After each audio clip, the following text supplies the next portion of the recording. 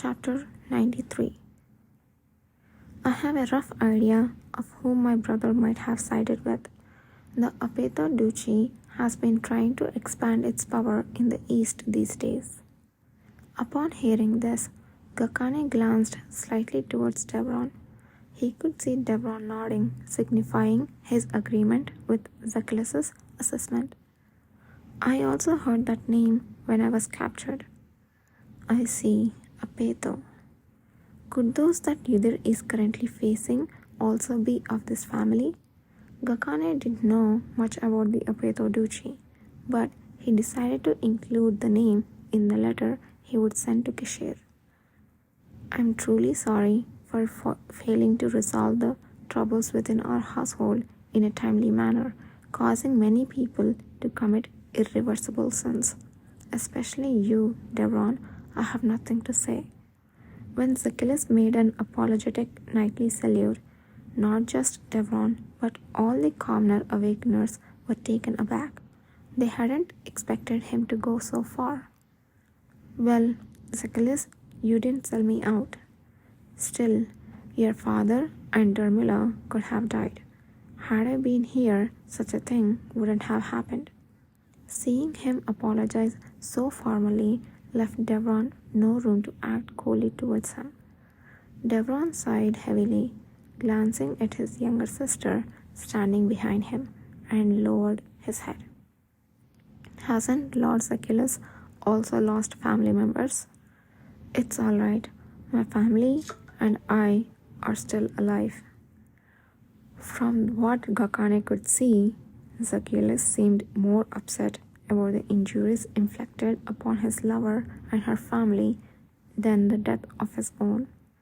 It wasn't surprising that familial love wasn't deep in most noble families, but it was clear that his feelings towards Dharmila were sincere. Lord Zacchaeus, may we borrow a messenger bird for a moment? I believe we need to write a report to our commander immediately. Of course, I need to contact the knight's orders as well. I suspect I'll be here for a while. Zacchaeus declared that he would keep Zacchaeus locked in his room until this matter was settled. At his command, servants entered the reception room with anxious expressions and escorted Zacchaeus, who had been freed from the shadow clone, out of the room. Zacchaeus was led away, looking half-dazed, as if he believed that his brother might actually accept the position of Lord of Harton. Devron, let's go up and write a letter to the commander. Jimmy, take good care of everyone here. Make sure nothing happens. Will do. Jimmy's face was full of resolve as he gripped the hilt of the sword on his waist. If it had been earlier, his stance would have been seen as cute, a spectacle for laughter, but no one laughed after seeing the sword aura Jimmy exuded. Following Zacchaeus' guidance, Gakane borrowed a messenger bird that only those working at the Harton Castle could use. He tried to write the letter as briefly as possible, combining what Devron said and what he had found out, but there was so much to cover that it took longer than expected. It's a bit of a waste. It would have been nice if Kana was here. Huh? Kana? Ah, the deputy commander of Jung Division. When Gakane murmured, stopping his letter writing for a moment as a thought occurred to him, Devron looked at him with a puzzled expression.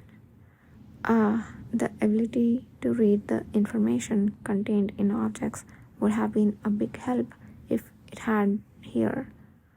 If Kana had seen Lord Zacchaeus' letter, we would have immediately known who wrote it, and we would have known sooner where you were taken. It was a bit tricky to get information since the people at this village wouldn't speak. At first, he thought it was just a small incident, but he didn't expect it to grow so unexpectedly. Who would have thought that the disappearance of Devron before coming here would involve a surprising group like the Apetha Duchy? This might become bigger than I thought. But having accomplished the original objective of finding Devron and keeping him safe, their task here was done. If things escalated further, Gakane knew it was to be left to the commander Kishir. I wonder if Yudhir will be okay on his own against the people of the Apeto Duchy, especially when he's alone with that bandit leader. Even knowing he's strong, I'm suddenly worried. Gakane watched the flying messenger bird carrying the letter until it completely disappeared from the sight and then turned. Let's go, Devron. Are we leaving immediately as planned? We have to. Gakane tilted his head at the lukewarm low hum from Devron. What's the matter? Is there anything bothering you? Well, the reason we wanted to escape here was because we thought Zakiel would be alone. But now that Lord Zakiel is here and the situation has changed, there is no need to immediately leave with the injured, is there? Devron suggested that it might be more comfortable for them to join Yudhir here. Gakane couldn't help but consider this for a moment. I am fine with these injuries, but there are others who need proper care. He's got a point. If they let, Zakiel would have to monitor Zakiel alone, and if anything happened to Yudhir, they wouldn't be able to rush to his aid immediately. Gakane pondered for a moment before responding. All right, we will stay here just for tonight, have a proper meal, and... Gakane, Devron. Just then, the door burst open with the sound of hurried footsteps from outside. As expected, Jimmy rushed in and gestured at Gakane and Devron. Come out quickly, there's another huge fire in the mountains. What? It's a fire that broke out much farther than before. I think Yudhir might be... Before Jimmy could finish, Gakane rushed out. The place they visited to send the messenger bird was located under right the highest roof of Harton Castle. As soon as they went out, the outside scenery was clearly visible. And just as Jimmy said, in the distant mountains, an enormous pillar of fire was shooting up, as if it was trying to pierce the sky. With that size, everyone in the area must have seen it. Devron, who had followed Gakane, murmured in astonishment at the sight of the fire. Devron, could you make a fire that big? No, the biggest fire I can make is about the size of the one from earlier. That, to be honest, it's beyond imagination. Even if we gathered all awakeners with fire control ability from the cavalry, it was Yudhir. Yudhir must have caused it. Gakane's intuition flared sharply. Yudhir, what on earth is happening there? When Yudhir Ale stepped into the spacious chamber at the very back of the cave, the scene inside wasn't much different from what he had expected. The familiar warden and a few of his cronies were seated in a circle, chatting idly. We should probably drain some energy out of that noble brat before questioning him at dawn. You handle it, number 3. And has there been any communication from headquarters yet?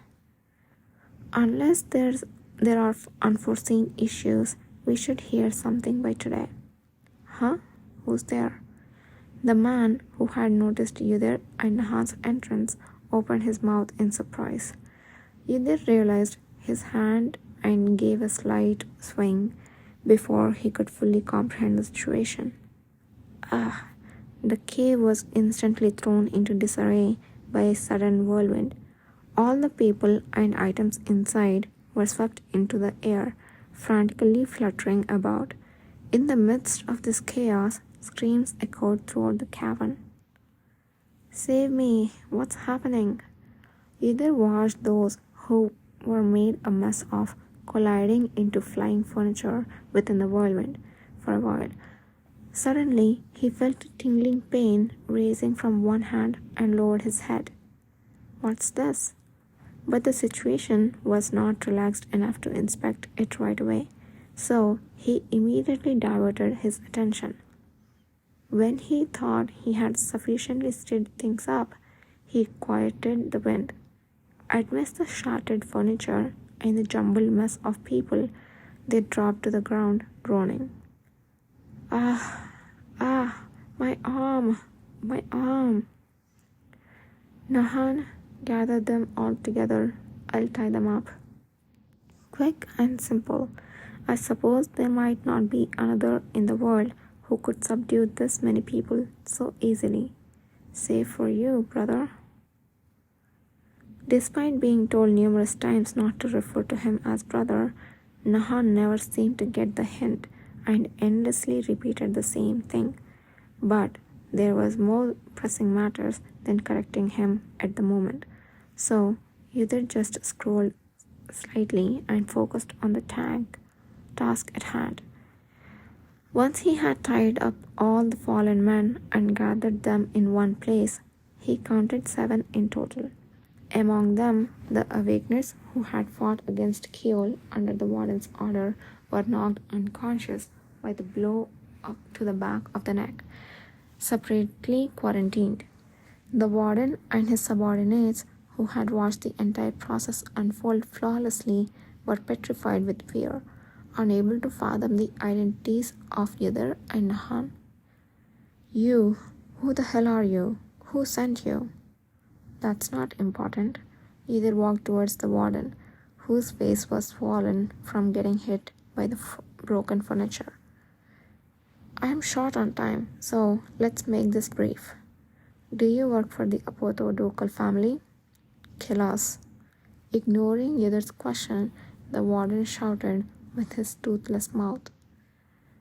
Whoever you are, we will never talk. Just kill us. So quick to ask for death. The sight of these men, who had not only captured innocent awakeners to use as tools of power struggle, but also attached low-quality bombs to their backs, puffing up their chests and squawking barely after minor beating, was absolutely amusing.